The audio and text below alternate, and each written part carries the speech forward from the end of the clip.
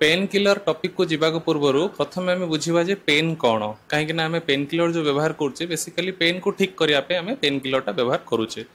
आज डेट रे painkiller marketing is the biggest सबुठ अधिका लोक बिना कारण हो कि बिना डॉक्टर परामर्श रे पेन किलर को व्यवहार करुँच बहुल भाव में बहुत दिन पर्यंत व्यवहार करुँच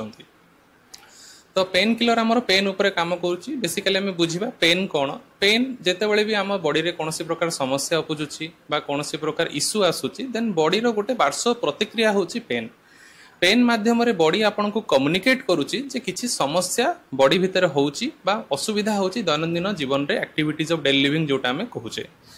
तो पेन केबे भी आपनकर कोनोसी शत्रु नुहे पेन होची आपनकर मित्र कहीं ना पेन ही आपनक सहित कम्युनिकेट बॉडी करिवो से गोटे मात्र हो जरिया होची पेन पेन बा दरज माध्यम रे ही बॉडी आपन सहित कम्युनिकेट करुची जेमती